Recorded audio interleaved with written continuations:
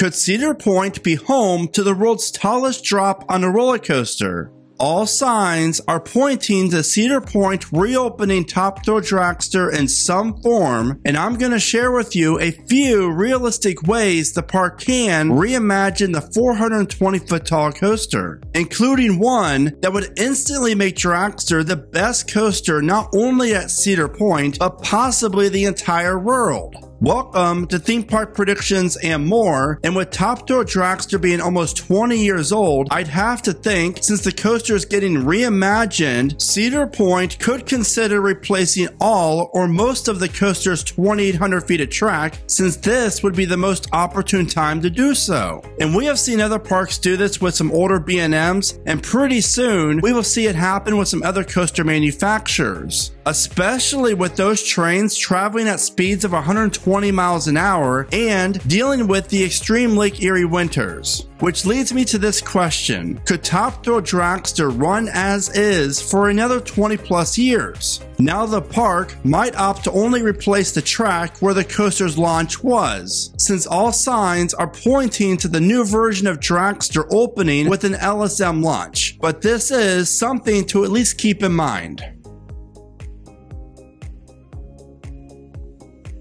And as far as the supports go, I believe that they would have a much longer lifespan since there isn't as much wear and tear on those as is the track. So what exactly does the park mean by a new and reimagined ride experience? Now, before I share my thoughts, I wanted to tell you about a great gift idea that my friend David created. And we all know the holidays are coming up, so check out the amazing theme park crossword puzzle and word search. These are really inexpensive and make for an amazing gift for anyone who loves theme parks and roller coasters. And best of all, you can find them on Amazon, so get yours while you still can. Now regarding Dragster, we've pulled the measurements, and changing the hydraulic launch to an LSM1 is indeed a real possibility for the Stratocoaster. But something to ponder: is changing the launch enough to justify the new and reimagined ride experience? And sure, I think to a point yes, but I honestly think that this project could get a lot larger, and here is why. Marketability. Cedar Point has themselves in a very unique situation. You have a roller coaster that isn't even 20 years old yet, that is located on a midway with nothing else around it. Which leads me to this: could Cedar Point extend Dragster's layout? By doing this, it would allow Cedar Point to totally remarket the coaster as their newest one and offer a different ride experience for the GP. If Cedar Point would just replace the launch and spend the money only doing that, they probably wouldn't get as good of ROI, which stands for return on investment, as they would if they would convert Dragster to something longer and more marketable. And here is why I think this is a real possibility. In 2018, Steel Vengeance, the world's first hyper-hybrid, opened. And ironically, that was the last major coaster to open at Cedar Point. Now, of course, we have to factor in the pandemic as far as timing goes on this, but the good news is in 2023, Cedar Point's going to be opening a new family coaster in their new boardwalk area of the park.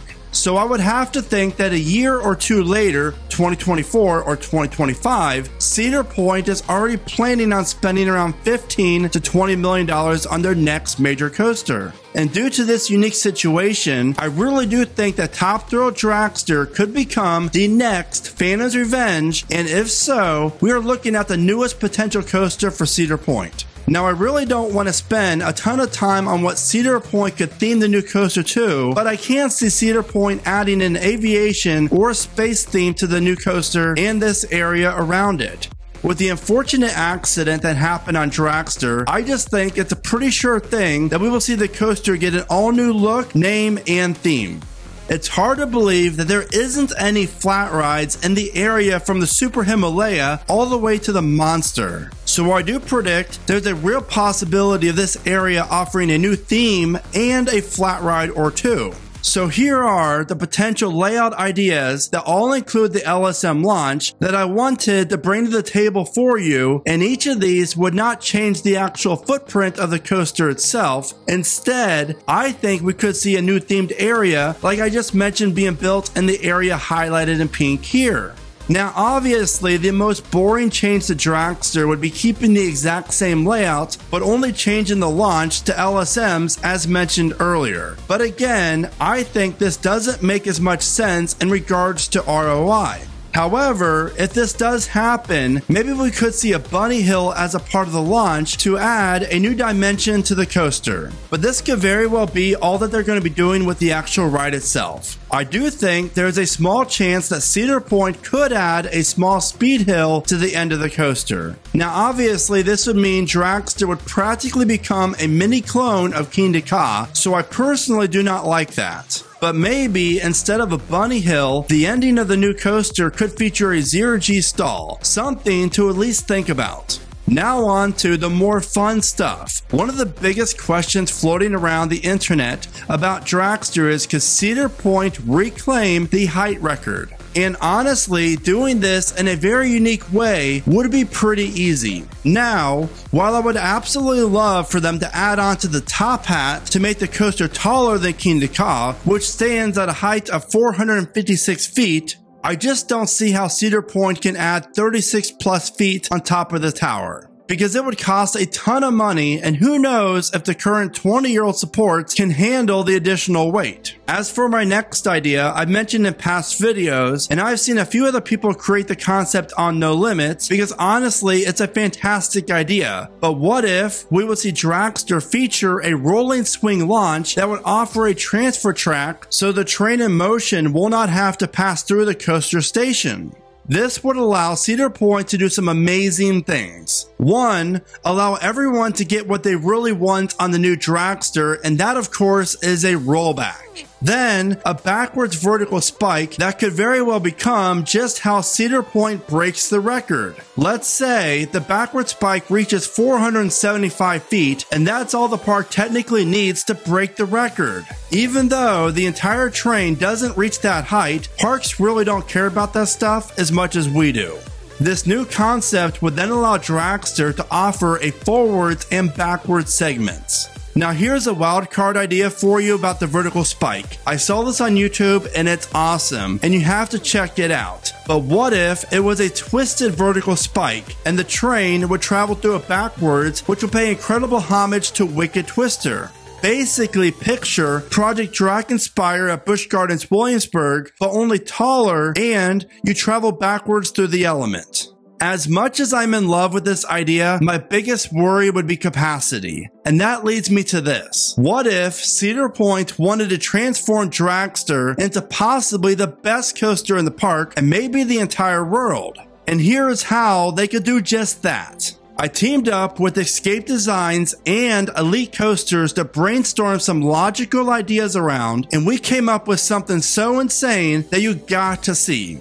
Now the biggest question mark is probably going to be the capacity, so I'm going to knock that one out real quick. This coaster would feature 16 riders per train, but remember Maverick only offers 12, so this would at least be an improvement. And another thing, this concept only offers a 40-second ride time, which ironically is the same amount of time it takes for Maverick to start from the bottom of the lift hill till the train reaches the block section before the mid-course launch. So starting out, riders would get launched, and then the train obviously goes over the 420-foot tall top hat, and then they would twist downwards as they descend back to Earth. Right after the pullout of the drop, the new coaster would offer a 40-foot tall speed hill offering ejector airtime, then a massive 174-foot tall dive loop. Once the trains exit the dive loop, they're going to fly into a 142-foot tall airtime hill that would then lead into a 175-foot tall Immelman inversion. Then to cap off this action-packed coaster, we would see one last airtime hill at a height of 52 feet that's going to offer some ejector airtime as a train hits the brakes. If Cedar Point would extend the layout to this degree, it would combine a Stratocoaster with a killer ending, feature multiple airtime moments, inversions, and a much longer riding experience. While I really do think extending the layout to a certain extent is a real possibility, there's one more thing Cedar Point can do to reclaim the world record for this new coaster. Top Thrill Dragster currently offers a 400-foot drop, While Kingda Ka reaches a height of 456 feet, it only offers a drop of 418 feet. So, could Cedar Point extend Dragster's drop by 20 feet or more? If they did, they could open up a roller coaster that would feature the world's longest drop. This is an idea that the more I think about, the more I really love it. By doing this, Cedar Point gains a ton of marketing power as well, which is always a huge benefit. Now, since Cedar Point is located on a peninsula, it's going to be really hard for the park to add a deep trench, but I am sure that they can dig anywhere from 10 to 30 feet deep would be possible. So what do you think Cedar Point has up their sleeves with Top Thrill Dragster? What do you think about the layouts that I presented, and which one do you think would be the most realistic? I would love to know your thoughts, so don't forget to share your ideas with me in the comments. As always, thank you so much for watching. Remember to smile today, think positive, and keep riding coasters.